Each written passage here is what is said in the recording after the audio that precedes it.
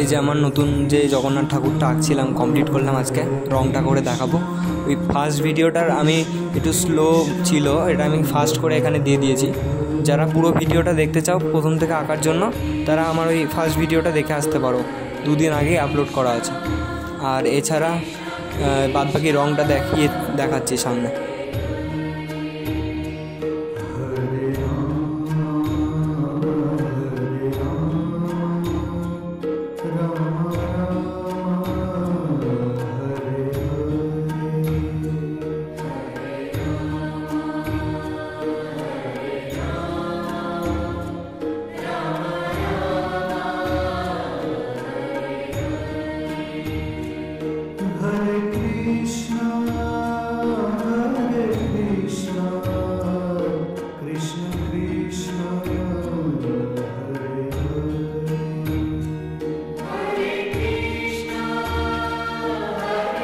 আমি কিন্তু এখানে মানে একটা জেনারেল কালার মানে ওয়াটার কালার যেটা হয়, আমি ডমসের নর্মাল যে ওয়াটার কালার সেটা কিনে এনেছিলাম, আর তার সাথে অ্যাক্রাইলিক কালার সাদা সেটার সাথে মিশিয়ে সব কিছু করেছি। তাই জন্য কালারটা মোটা হয়ে গেছে, আর আমাকে বারবার করে এক জায়গায় কালার করতে হয়নি। কারণ অ্যাক্রাইলিক কালার দিলে এরকমই হয়, তাড়াতাড়ি রং হয়ে যায় আর বারবার করে চেঞ্জ করতে হয় না।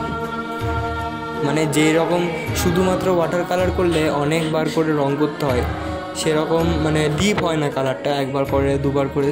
এখানে কিন্তু যদি মানে পুরো রিয়েলিস্টিক মানে ইয়েটা না আনার জন্য, যেমন আমি এখানে একটা পটচিত্রের মতো আঁকছি জগন্নাথটা, তো আমার এখানে রিয়েলিস্টিক ব্যাপারটা লাগবে না। আমার এখানে কালারগুলো স্ট্রং মানে একটুখানি পরিষ্কার টাইপের হলে ভালো লাগবে। তাই জন্য আমি এই অ্যাক্রাইলিক কালার ইউজ করেছি, আর যে কোনো অন্য যেগুলো কালার লেগেছে সেগুলো মিশিয়ে সাদা অ্যাক্রাইলিকের সাথে সেটাকে মোটা করে এরকম করে আস্তে আস্তে দিতে দেখেছি।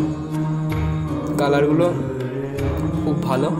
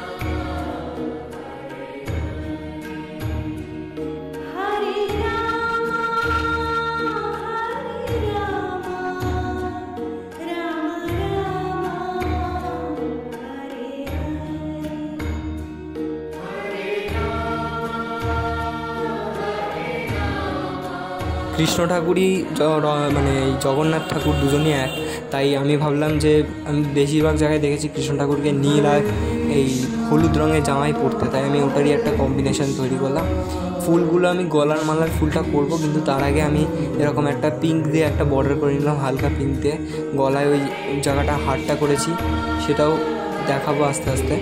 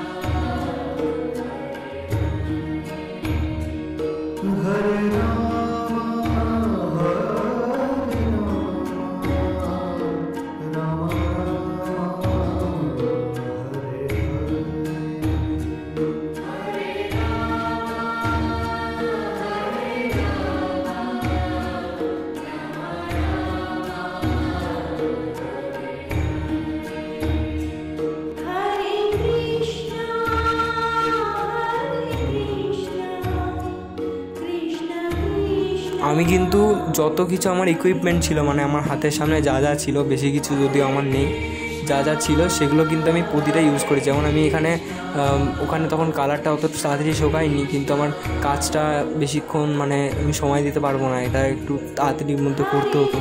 তাই আমি ওখানে পেন্সিল স্কেচ যেটা হয় সেটা আমি ইউজ করে নিয়েছিলাম, কালার পেন্সিল ব্রাউন কালার দিয়ে আমি হাতটা করে নিলাম, যাতে ওই বর্ডার লাইনগুলো স্ট্রং হয়, মানে একদম শক্ত শক্ত টাইপের দেখতে হয়। আর এমনি হাতগুলো এই যে পেন্সিল কালার দিয়ে করছি। আর এই ফুলের জায়গাটা, এই যে হাতের মধ্যে একটা হাতে শঙ্খ আর একটা হাতে চক্র আঁকবো, ওই দুখানাই আমি পেন্সিল দিয়ে করলাম। এর ওপর দিয়ে হালকা করে সাদা কালার পরে দিয়ে দেবো, মানে অ্যাক্রাইলিক কালারটা আগে বর্ডার করে নিলাম, এটা একটা। এগুলো দিয়ে করলে একটু সুবিধা হয়। আর পাগড়িটা দেখতে পাচ্ছ, পাগড়িটার কালারটা কিন্তু খুব ভালো এসছে, ওপরে যে জায়গাটায় কুচি দেওয়া সেই জায়গাটার কালারটা বেশ ভালো এসছে।